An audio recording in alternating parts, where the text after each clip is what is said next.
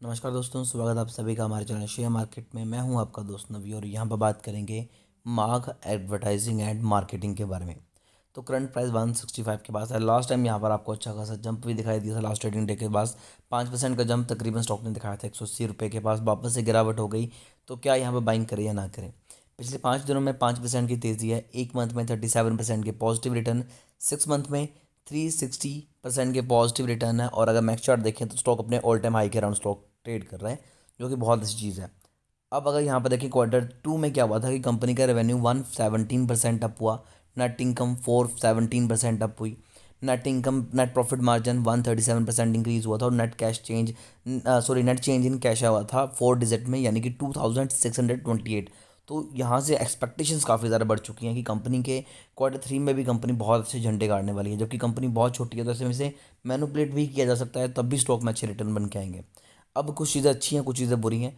54 करोड़ की market cap है, stock P 36 का है, यानी कि अभी भी स्टॉक आपको काफ़ी ज़्यादा सस्ते प्राइस पे मिल रहा है।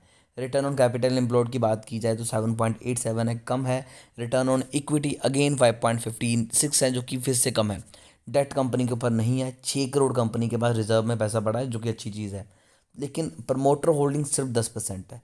और अगर बात की जाए प्रमोटर होल्डिंग की चेंजेस में, तो वो 44% कम हुई है। और एफ और डी ने भी यहाँ पर पैसा नहीं लगाया। तो यही चीज़ें हैं जो स्टॉक में कहीं ना कहीं हमें बड़ी इन्वेस्टमेंट करने से रोकती हैं। अगर वॉल्यूम देखा जाए तो स्टॉक में वॉल्यूम एक न्यूट्रल सा हमें दिखाई देता है, बीच में बहुत हैवी वॉल्यूम आता है, बीच में नहीं आता। लेकिन अच्छा साइन ये है कि जो स्टॉक है वो 200 डे और 50 डे मूविंग एवरेज के ऊपर ट्रेड कर रहा है। एक ही पॉइंट अच्छा है कि कंपनी के ऊपर कर्जा नहीं है। बुरी चीज़ें काफ़ी ज़्यादा हैं। इन्वेस्टर्स की बात की जाए तो दिसंबर 2022 में 53% की होल्डिंग थी प्रमोटर की, जो कि अब सिर्फ 10% रह गई है, जिसमें से 44% के अराउंड प्रमोटर होल्डिंग कम हुई है। बाकी सभी शेयर्स अब 90% जो शेयर होल्डर है वो पब्लिक ही रह चुकी है। ये एक मेजर नेगेटिव इम्पैक्ट स्टॉक के ऊपर डाल रहा है। अब मैं आपको बताता हूँ कि क्या यहाँ पर इन्वेस्टमेंट करें या ना करें। तो मैं आपको बताऊँ कि यहाँ पर अगर हम प्रॉफिट एंड लॉस में जाएँ तो मार्च 2019 में 30 करोड़ का कंपनी का प्रॉफिट था, जो कि अभी भी 30 करोड़ है। लेकिन पिछले 2-3 क्वार्टर से बात की जाए तो कंपनी ने पिछले 3 सालों से लगातार प्रॉफिट गेन करा है, यानी कि अच्छा प्रॉफिट निकाला है।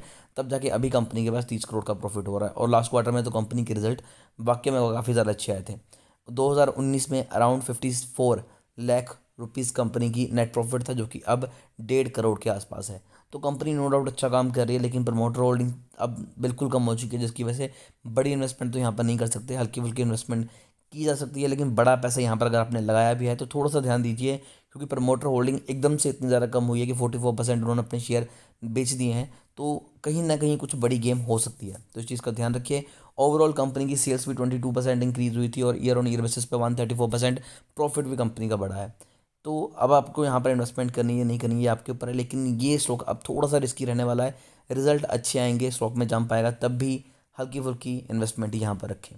फिर भी शेयर को लेकर अगर आपकी कोई भी क्वेरी है तो कमेंट कीजिए, हमारी कोशिश होगी कि आपको अच्छी एडवाइस दें।